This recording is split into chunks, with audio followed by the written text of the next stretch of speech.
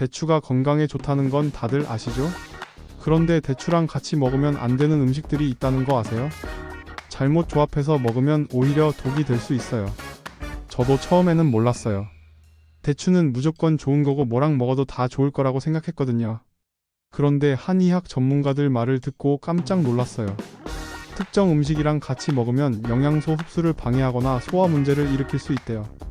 구독 버튼 지금 눌러주시면 생명을 지키는 이런 정보들을 계속 받아보실 수 있어요. 특히 40대, 50대, 60대 넘어가시면 소화 기능도 약해지고 영양 흡수도 잘 안 되잖아요. 그래서 더욱 조심해야 해요. 좋은 음식도 잘못 조합하면 몸에 부담을 주거든요. 오늘 제가 알려드릴 5가지 음식은 정말 조심하셔야 해요. 이거 모르고 계속 먹으면 대추의 좋은 효과도 못 보고 오히려 건강을 해칠 수 있어요. 지금부터 하나하나 자세히 설명해 드릴게요. 좋아요 버튼 눌러주시면 더 많은 분들이 이 위험한 정보를 알 수 있어요. 첫 번째로 조심해야 할 음식은 우유예요. 많은 분들이 아침에 우유 한 잔 드시면서 대추 간식으로 드시는데 이게 좋지 않아요.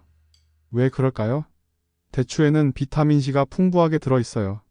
그런데 우유의 단백질이 이 비타민C 흡수를 방해해요.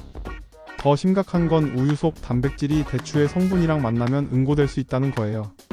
그러면 소화가 잘 안 되고 배가 더부룩해져요.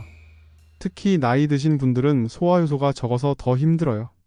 실제로 제가 아는 65세 여성분이 계셨어요. 이분이 매일 아침 우유에 대추를 우려 드셨대요. 건강에 좋을 거라고 생각하셨던 거죠. 그런데 자꾸 속이 불편하고 트림이 나오시는 거예요. 병원 가셨더니 의사 선생님이 뭘 먹냐고 물으시길래 우유 대추 이야기를 하셨대요. 그랬더니 그것 때문이라고 하시더래요. 따로따로 먹으라고 하셔서 아침에 우유 드시고 오후에 대추 드시니까 속이 편해지시더래요. 의학 전문가들이 강조하는 게 있어요.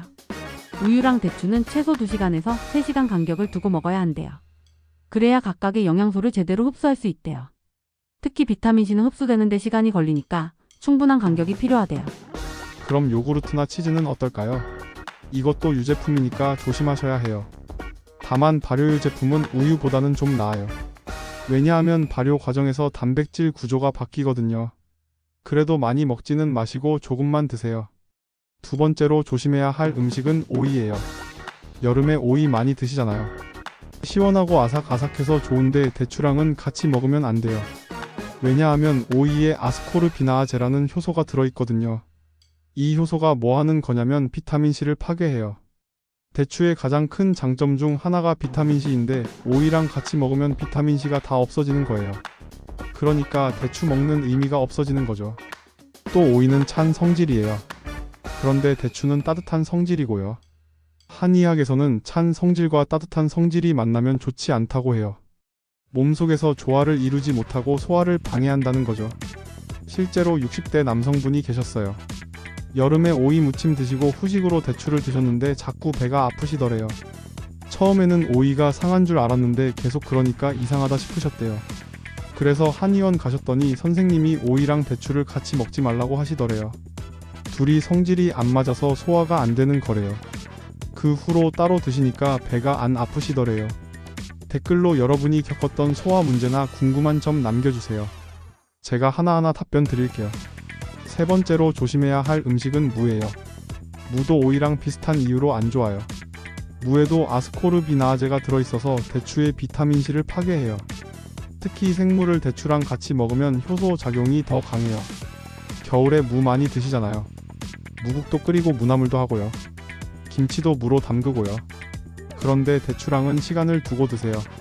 점심에 무국 드셨으면 저녁에 대추차 드시고 이런 식으로요. 또 무는 소화를 돕는다고 알려져 있는데 대추랑 같이 먹으면 오히려 소화가 안 돼요. 둘의 성질이 충돌하기 때문이에요. 무는 매운맛이 나잖아요. 이 매운 성분이 대추의 단맛이랑 만나면 위장에 부담을 줘요. 실제로 50대 여성분이 계셨어요. 이분이 겨울철에 무말랭이를 간식으로 드시고 대추도 같이 드셨대요. 그런데 속이 쓰리고 소화가 안 되시더래요.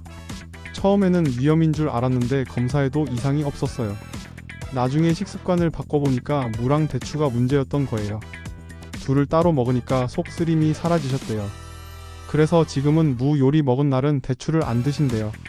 여러분, 대추와 안전하게 먹을 수 있는 식품 조합 가이드북이 궁금하시면 고정 댓글 확인하세요. 한의사가 검증한 식품 조합표와 레시피 포함이에요.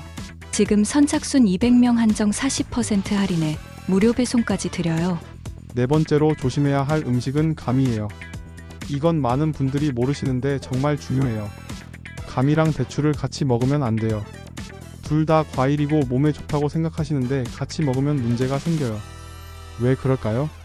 감에는 탄닌이라는 성분이 많이 들어있어요. 특히 떫은 감은 탄닌이 엄청 많아요. 이 탄닌이 대추의 영양소 흡수를 방해해요.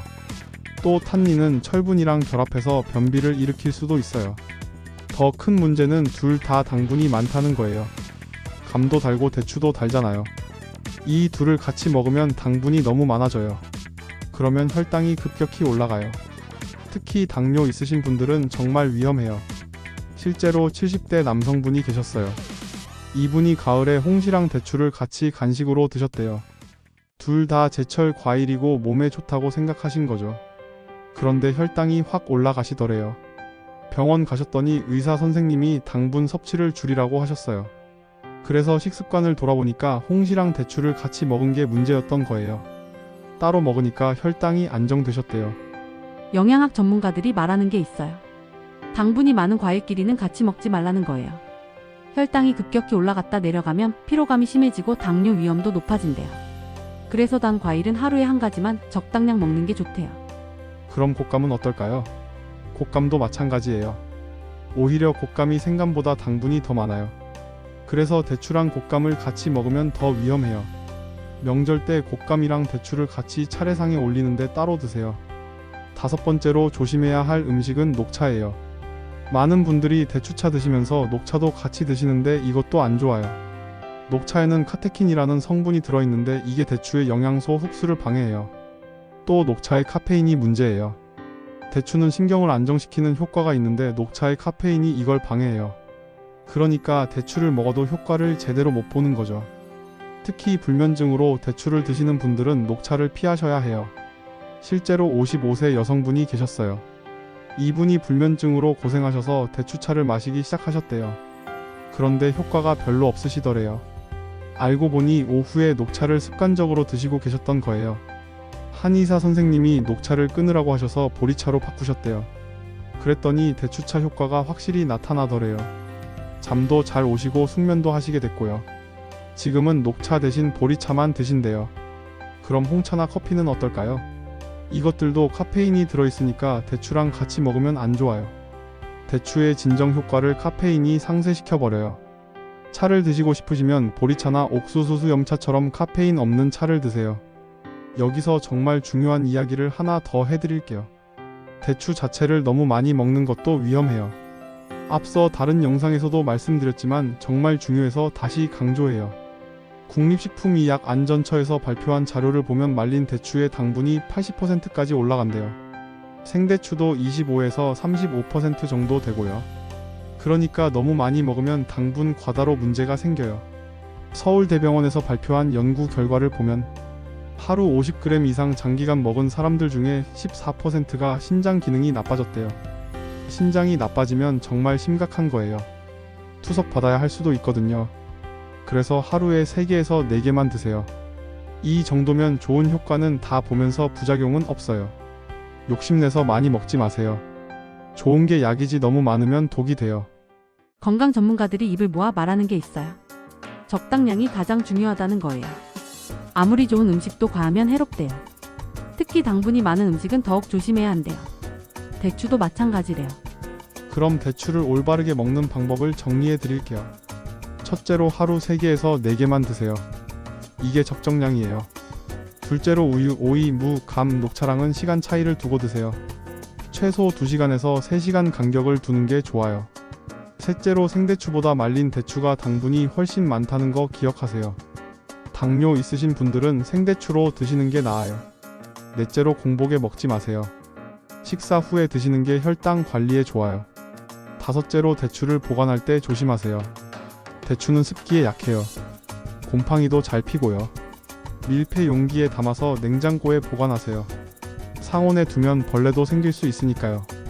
여섯째로 대추를 살 때 신선한 걸 고르세요.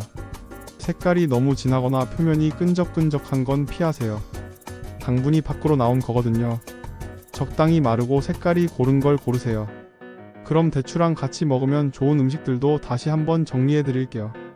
첫째로 양파예요. 양파랑 대추를 같이 끓여서 차로 마시면 항산화 효과가 2배로 높아져요. 불면증에도 좋고 혈압에도 좋아요. 둘째로 꿀이에요. 대추차에 꿀을 타서 마시면 면역력이 높아지고 수면에도 도움이 돼요. 다만 꿀을 너무 많이 넣으면 당분이 과해지니까 적당히 넣으세요. 셋째로 생강이에요. 대추랑 생강을 같이 끓이면 혈액순환이 좋아지고 몸이 따뜻해져요. 특히 손발이 찬 분들한테 좋아요. 겨울에 대추 생강차 한 잔 드시면 정말 좋아요. 넷째로 계피예요. 계피도 따뜻한 성질이라 대추랑 잘 어울려요. 대추 계피차를 마시면 소화도 돕고 혈당 조절에도 도움이 돼요. 다만 계피를 너무 많이 넣으면 맵고 쓰니까 조금만 넣으세요. 다섯째로 은행이에요. 은행이랑 대추를 같이 먹으면 폐 건강에 좋아요. 기침이 자주 나거나 가래가 끓는 분들한테 좋아요. 다만 은행은 독성이 있으니까 하루 10개 이하만 드세요. 여러분, 오늘 말씀드린 5가지 음식 꼭 기억하세요. 우유, 오이, 무, 감, 녹차예요. 이 5가지는 대추랑 같이 먹으면 안 돼요. 시간 차이를 두고 따로 드세요. 대추는 정말 좋은 식품이에요. 불면증도 좋아지고 혈압도 내려가고 면역력도 높아져요. 하지만 올바르게 먹어야 해요. 오늘 배운 내용대로 실천하시면 대추의 모든 효능을 다 누릴 수 있어요. 건강은 아는 만큼 지킬 수 있어요. 오늘 영상 보신 것만으로도 여러분은 대추 전문가가 되신 거예요. 이제 주변 분들한테도 알려주세요. 가족들, 친구들한테 대추 조합 조심하라고 말씀해주세요. 그리고 실천이 중요해요. 아는 것만으로는 소용없어요. 오늘부터 당장 실천하세요. 대추 먹을 때 오늘 배운 음식들 피하세요. 그럼 여러분의 건강이 훨씬 좋아질 거예요. 건강한 내일을 위해 오늘부터 시작하세요.